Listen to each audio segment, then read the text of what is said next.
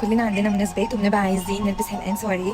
فانا الاسعار الحلقان السواريه بقت غاليه قوي. تعالى اقول لكم الحلقه اللي ثمنه 125 150 ازاي عملناها ب 15 جنيه بس. يلا بينا. حاجه هنحتاجها هو ان احنا هنجيب شريط الماس، وده بتجيبيه المتر ب 15 جنيه بس. وبعد كده هنستخدم الكيس اللي بيجي معايا او اي كيس، الكيس اللي بيبقى شفاف ده اللي هم صغيرين نحط فيه الاكسسوارز بتاعتنا. وبعد كده هنحدد الدايره بتاعت نص الدايره بتاعتنا اللي احنا هنقدر نشتغل عليها ونرسم عليها الحلق بتاعنا. هنستخدم لزق بي 7000 ده، لو مش عندك برضو بتجيبيه من نفس الراجل. واول حاجه هنحدد اول دور هنحدد فيه الطول اللي انت عايزه يكون الحلق.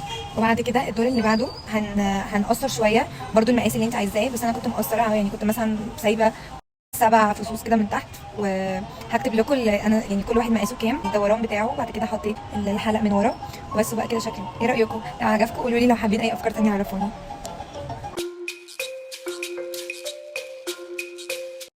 No one ever fell in love, even though